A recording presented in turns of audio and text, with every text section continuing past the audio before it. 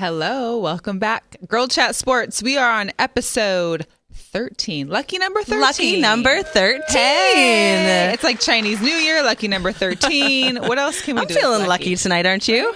Exactly. So. You're watching Girl Chat Sports on VegasVideoNetwork.com/live every Wednesday. And we are the show for the female sports fan. We're here to entertain and educate and pretty much just pretend like we're in your living room or your kitchen having a glass of wine, or in my case, a shot. I don't know how I got to a shot. No wine. Healthy shot. Yeah. I know I'm a little sick. So a little hot toddy for you. Exactly, without all the lemon juice. So we're here to entertain the female sports fan and the male sports fan if he wants to be entertained, and educate you and just give you little snippets and our perspective and our opinions on what's going on in the current world of sports, because there's always something going on. Always.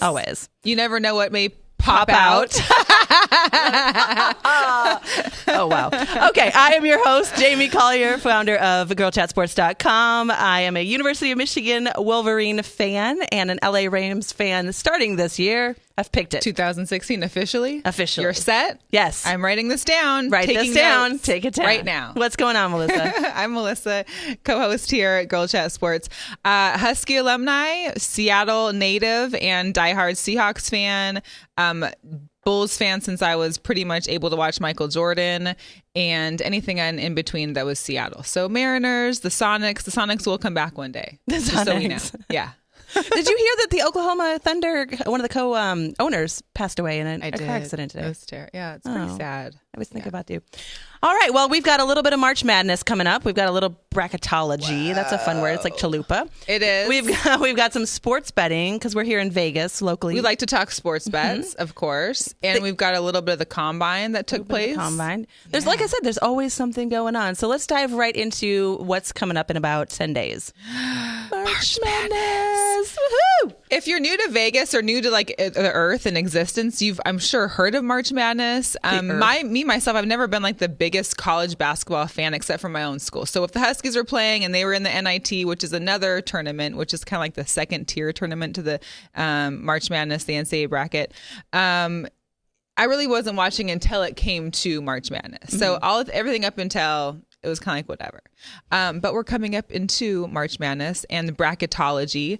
If you haven't lived under a rock your whole life, you know what a bracket is. And usually your coworkers or friends or school buddies have all done these bracket betting. So the brackets actually get set coming up on the 13th. On 13th? The selection day. I know, by a panel, a committee. I actually was doing a little research today because I was looking at... is that why you had your glasses on? You were studying? Yes. Well, today is Jamie knows all. Things you didn't know. Jamie's points to ponder. Yes. So each of the men's and women's committees are 10 people. They're usually athletic directors. The men have one girl on their committee right now, and the women's have always been all women except for this year. Now they have a male. Oh, but so they have 10 on each, and they have to. If your school is in the brackets or being discussed, you have to leave the room. So right now they've got a guy from on the guy's side that is from Michigan State. Right. So Michigan State, as you know, is number 2. Likelihood. So if we're talking about Michigan State, you have to leave the room. But like Toledo. Oh, my Toledo Rockets. If there was a Toledo, director there, they probably wouldn't get mentioned, I'm assuming. Maybe not. And they wouldn't have to leave the room. Okay, exactly. But what I found was interesting, and I still don't understand this yet, but the men's selection is on Selection Sunday, which Selection is Sunday. Selection Sunday. You were selected. I just wonder if they sit around on their couches like, whoa, we were selected. I don't know. They throw a little party. I think they throw little parties. Yeah. But then the women's is on Selection Monday. So the women's basketball tournament is on the next Monday, or the next following day.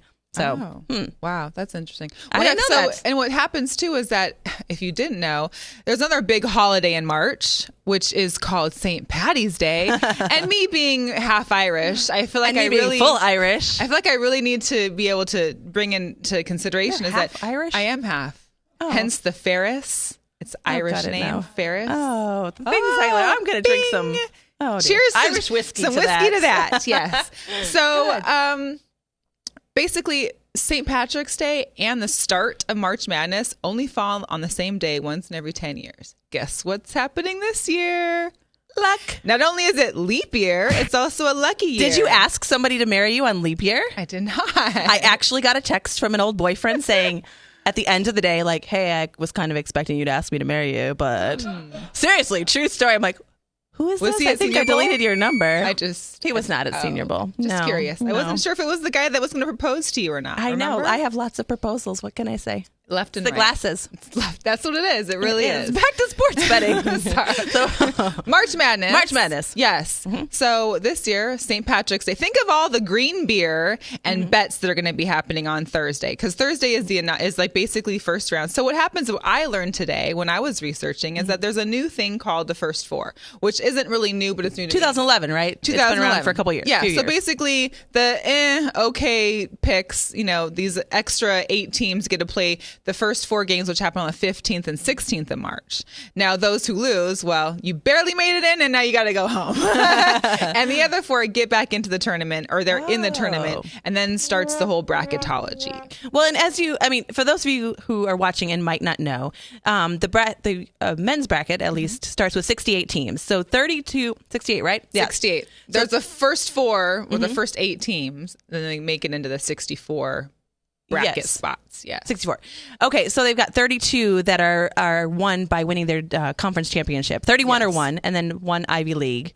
And then the other 32 are determined by the panel, correct? The panel. Mm-hmm. Yep, the committee. The committee. So basically, you didn't know how that was here all in Las Vegas, the Pac-10 tournament happens here. Mm-hmm. So basically, I think it's March 9th through 12th is when all the Pac-12 teams that I think it's the top 6 or 8, I'm not sure.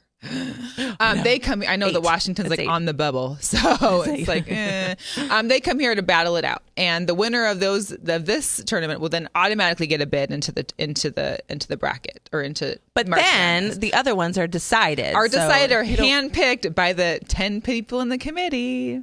But, that sounds kind of shady. Like there's some. I bet Roger Goodell's got a finger in that one too. Oh, I wonder which team Roger Goodell goes for. I don't know.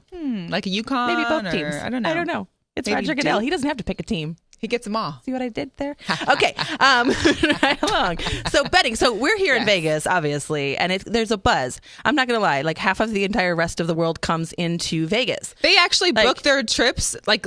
So right now, people are making their trips for next year, 2017. Yeah, and what we're probably going to do next week or down the road is we're going to give some live, like on our website, we're going to show you some of the insider craziness because it is crazy. I was there. I was at the Aria last year.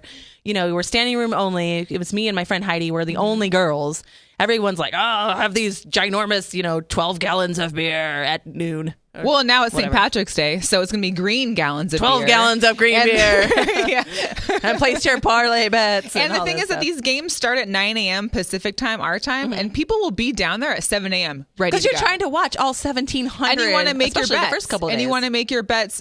Here's a tip to start with, is that if you have morning games you're trying to bet on, bet the night before, because those lines for bets before the first inaugural games is going to be like at least 30 minutes to an hour. Well, Melissa, you're a big sports bettor, and I've bet I think one time on Michigan through a friend. I don't even think I saw that money back, actually. It's a mutual friend of ours. We know what happened there. You know what I'm talking about, Tarek. I'm looking at you. I want my $50. Ooh. But you have bet often. Can you explain a couple of maybe the do's and don'ts? Like if you're new to Vegas, if you're coming in town for the weekend or you're here for March Madness, you just want to know a little bit more. What are some of the do's and don'ts of betting? Well, if you plan on just spending like $5, just go put it in a slot machine. Because really, you bet $5 on a game, on like one game, you're going to maybe win like $5 back. So unless it's just to thrill the bet, that's fine. One thing that I would recommend is that if it's your favorite team like Michigan, don't go balls to the wall on Michigan. Listen, 3 years ago, I picked Michigan to win it all, and they were in the final. And you're welcome to bet your own team, but don't rely on your favorite team to make your money, because that's usually where people fall. I'm going with Michigan State again this year. To go all the way again this year. And know your bets before you get there. When you get to the window, nothing's worse than being in a long line of like an hour or an hour and a half, and people that get to the window are like, well, that's like my mom ordering at a restaurant. She's like, what's good? Do you recommend? And then there's me. Oh, already. And then I'm like, just pick a burger. Right. Just pick Villanova to win it all. Gosh darn it. Get it over with. 155 for the over. Gosh. So what's the minus sign between? Yeah, don't be that girl. Don't be that chick. So have know your bets stuff. prepared. And you're welcome to do them while you're in line. That's probably one of the easiest ways to do last minute betting. Because you've got all the scoreboards right there in front of you. Right in front of you, and you're in line. So you're guaranteed having to be there for at least a chunk of minutes. So you might as well do your bets while you're there if you're waiting till the last minute. Most people, and girls, dress cute. Comfortable shoes, dress cute. That's all I'm saying. If you're here for March Madness, ladies, dress cute. So wear like your skimpy outfit and your Uggs. Is that what you're saying? Comfy shoes because you're standing in line for an hour and a half. Like, I don't even wait that long to go to a club. In casinos is fairly cushiony, so I think you'll be okay. All right. I don't know. That's just my opinion. So make sure you're there early. Also, what I found on one of the betting sites is that they say to try to bet in $11 increments because from the basically most games are like at a negative 110. So basically for every $11 you spend, you're getting $10 back if you win. So that's helping out these cashiers. If you bet in $11 increments, like if you bet $11, $22, $33, you're going to be getting back whole numbers back. So you bet 33, you're getting 30 back as opposed to like 28 and 50 cents. Don't make it harder. Right. And what's the thing too is that just like when you're gambling slot machines here in Las Vegas and you get free drinks here and there, always tip your server.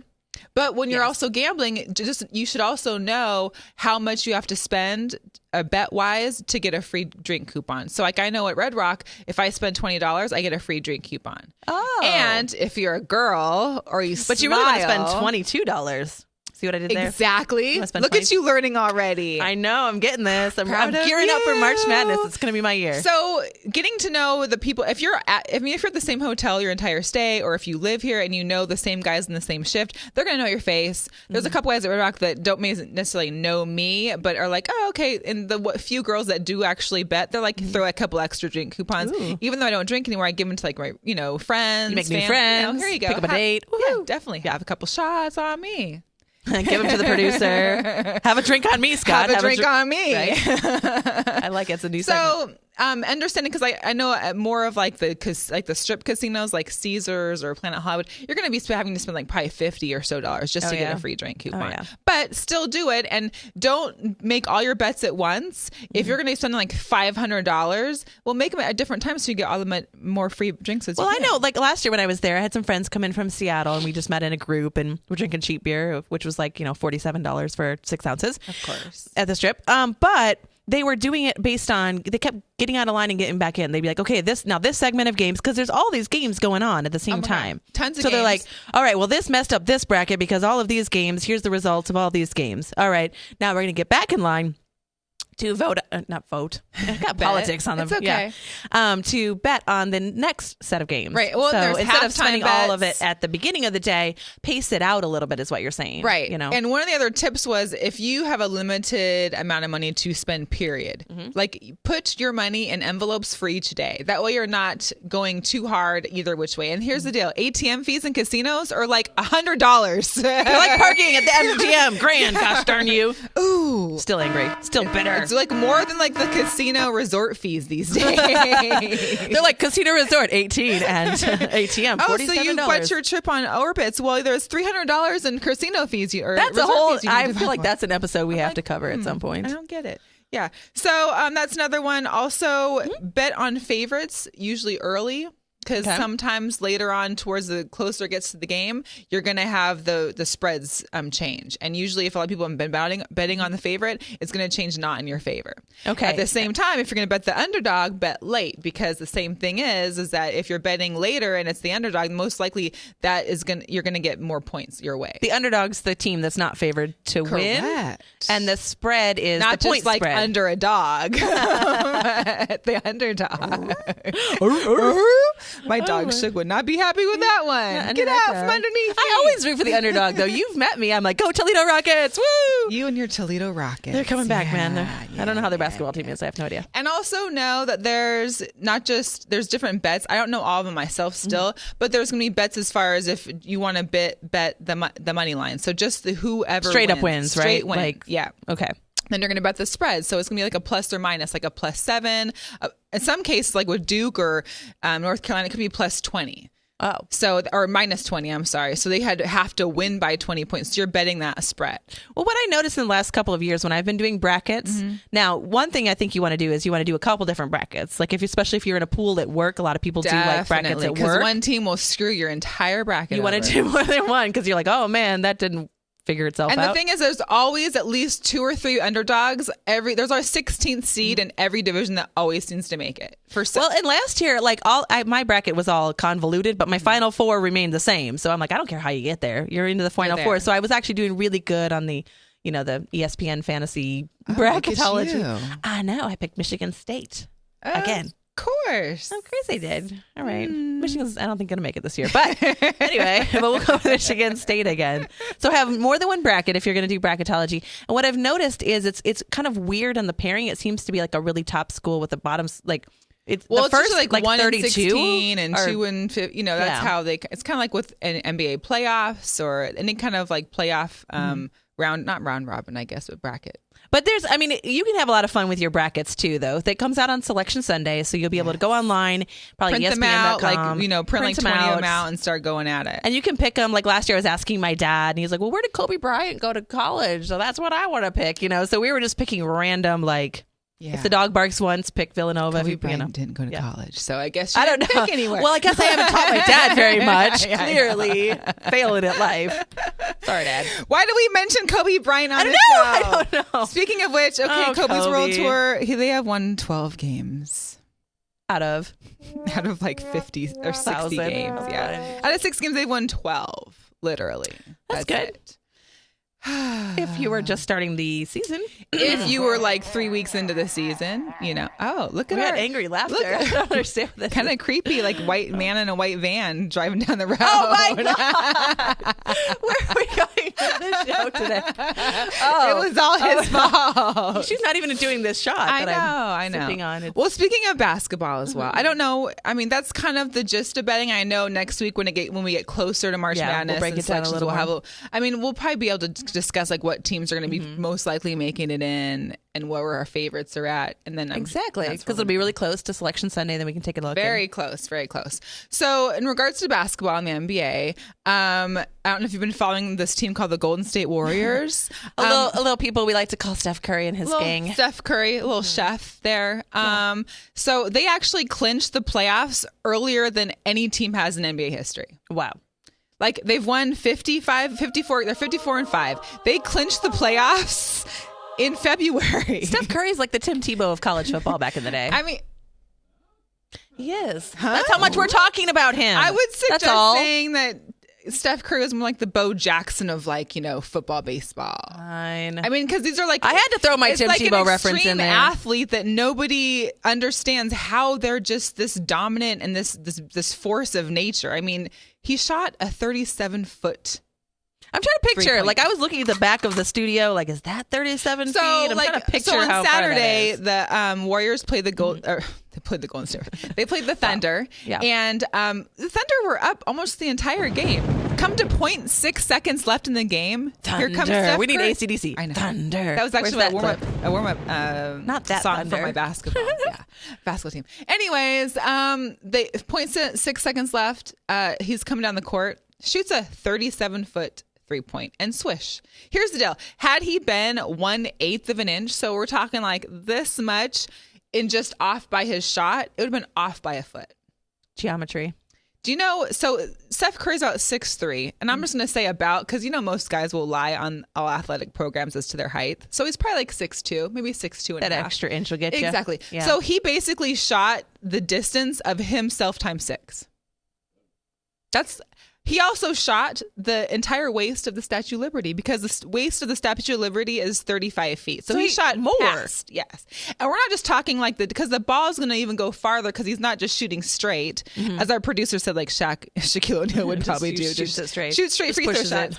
There is some arcs. So the ball is going farther. But 37 feet is 3 stories. I mean, we're talking like, these people that are jumping from the stratosphere. Well, maybe not. That's a little higher. But I mean, that's too far. It's like a jump. You're going to jump off a parking garage and you're going to survive. Yeah, you're not going to die off the third story, but you're going to hurt yourself pretty bad. So basically, you're saying his ball was the equivalent of a female kicker in the NFL, in college football. I almost said NFL, but there are no female kickers. No, there are not yet. It is and National it's about Women's like Month, 12 though, or 13 yards that he basically shot from. It's crazy. It's ridiculous. I mean, that's an extreme. Who is this guy? I could barely shoot a 3-point myself, like just a regular 3-point, and actually not just shoot it, but make it. He, I think, is what I want to say. His record is like 38 for 40 something. I mean, he basically what most people's percentage would be for layups, he has for 3-point shots. Who is this guy? Like seriously, Steph Curry. Okay, but again. Who was talking about Steph Curry before, the like father of Riley. last year? But really, like who was Riley's father? He drives a minivan with the little decals, like Riley's dad. He's got a bumper sticker. Yeah. I mean, he's ridiculous. His range is limitless. Like there was actually a meme that I had posted. It was him shooting off into like the world through the universe because he basically could probably make a shot from Earth to like Pluto and it would swish. Like that's how crazy his range is. You have like a girl crush on Steph Curry. You've talked about him nonstop for about 6 minutes now. Would it be like a girl crush or would it be like a man crush? Oh, man crush. You are a girl who has a crush on Steph Curry. I'm thinking you might. Yep. He's kind of like my new. Oh my God, Steph Curry. Oh my God. He's like the new Michael Jordan for me. 37 feet. For me, I mean, it's not too often that a legitimate sports fan can say, I was alive and could watch this player, through their entire career. So watching Michael Jordan, I mean, as a child, I got to see him start with the Bulls and go throughout his whole entire career, come back, go again, play baseball, all that kind of stuff. Whereas kids these days are getting to watch Steph Curry and it's like, what? Like they're getting to see like history being made, which is pretty amazing. Now they're not watching Kobe anymore. Because who watches Kobe? Who watches Kobe? Goodbye. That's right up there with like Trapper Keepers and like caboodles. Ooh, caboodles. Caboodles. Makeup containers for the love. Okay. Oh my goodness. So Steph Curry is your crush, huh? I wouldn't say crush because I don't necessarily find him physically attractive, but I think my athletic crush would be Steph Curry. Athletic crush. Yes. I think my athletic crush would be Ryan Bader, UFC, season 8. Hasn't won recently. Season 8. Oh, so is he a professional still, or it was just on the TV show? He's trying. He's trying out. He's trying out still. Got knocked out by John Jones. You can catch him like in a ring back in Japan. This is a total side note, not on production, but we've got Holly Holm and Misha Tate fighting coming up. Yeah, on the 5th, which is a Saturday. Yeah, exactly. Big fight because Holly Holm hasn't fought since Misha Tate lost to Ronda Rousey a couple of times, and Holly Holm beat Ronda Rousey.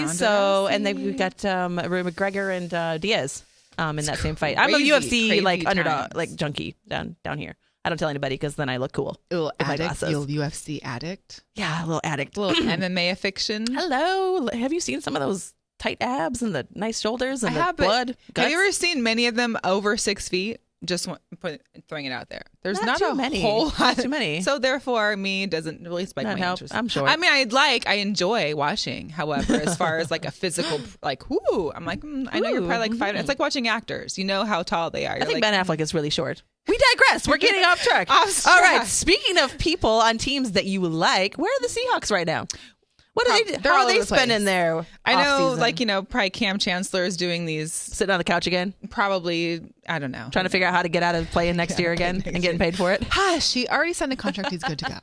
But Marshawn Lynch is in Egypt, and he is with Beast mode. American football, or what is it called? American Football Without Borders. That's what it's called. American Doctors Without Borders. Not without borders. It's basically American football in your country. We're going to bring. This is already bringing it to London. Like him, I think like D'Angelo Williams with him. There's a couple of the players that actually started it, and for the last like 4 years, they were in Turkey last year. A couple other countries before that. This sounds like what people do on a movie like premiere. Press conference. They're bringing American football into like third world countries that maybe don't experience American football TVs? Or don't watch it. So there was a huge video over the last couple of days of Marshawn Lynch on a camel listening to E40 because he's from Oakland, Bay Area, of course. Oh my goodness. And he's ghost riding the camel.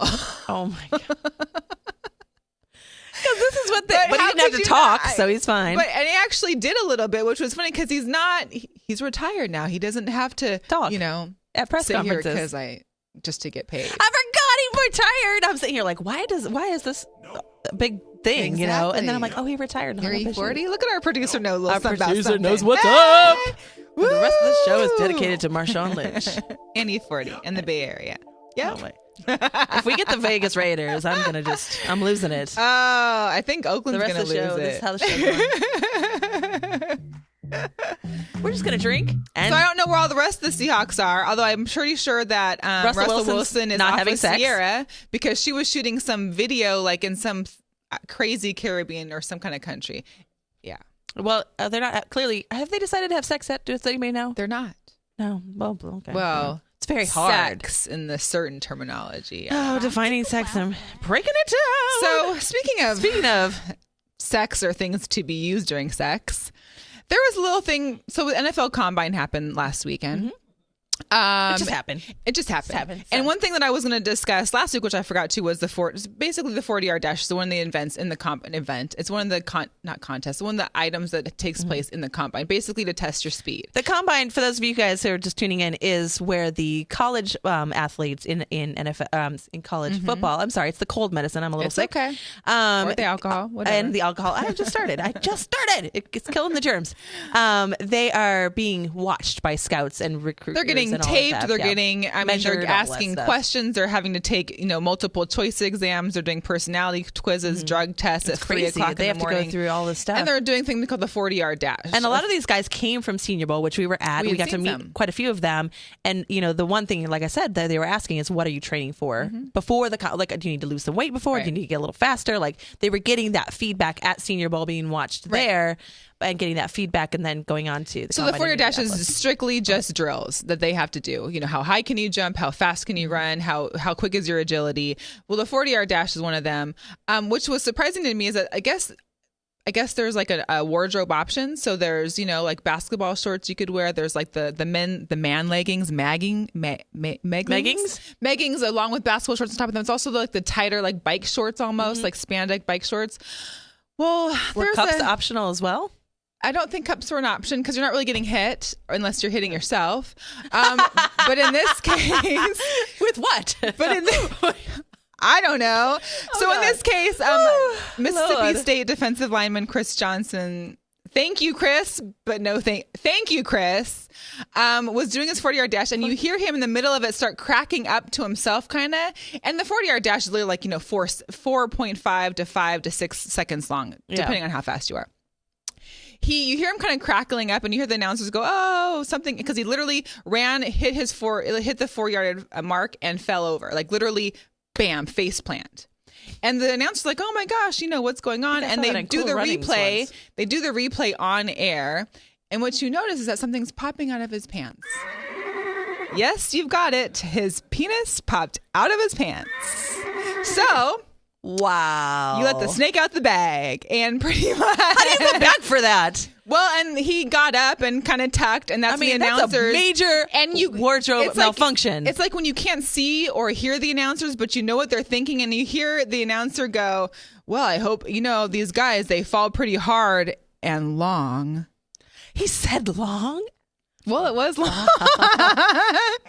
Wow. Yeah. Don't they have after the whole Janet Jackson, Justin Timberlake thing at the Super Bowl, don't they have like an 8-second delay on this? I don't know. It was the NFL Network. I probably didn't think they needed one. Who thought that penises were popping? I don't know. Oh my goodness. So that was a schlong story. That was a schlong story. Yes, indeed.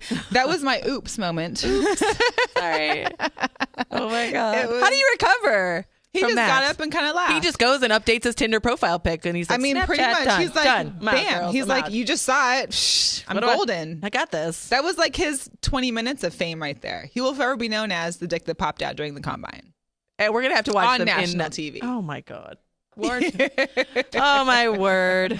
And one real quick note, we've got my awe moment. It was so sweet. Detroit Pistons, Andre Drummond and Reggie Jackson. There was this little kid that was wandering behind the bench. They had like 2 minutes left in this game. They were already blowing out the competition by. Andre Drummond like basically told the little kid, he might have been like 6, come sit on the bench. He was sitting on the bench. Aww. And he didn't really realize how cool of a thing this was happening. And he's just sitting there like, oh, wow. Like, talking with Andre Drummond and talking with Reggie. Cute. He was too cute. It was such an aw. I know. Well, we are coming back next week with more awe moments and oops moments and ouch moments. And I hope there's some more oops. I hope there are. We're going to stay tuned to see if we can find oops moments. But in the meantime, you can watch our show on girlchatsports.com, on Google TV, Apple TV, Stitcher, Roku, iTunes and audio and video on vegasvideonetwork.com. And we'll see you next week again. Thank you for having us. Check us out. Thank you for joining us. And just remember, we don't have balls, but we know how to cover them.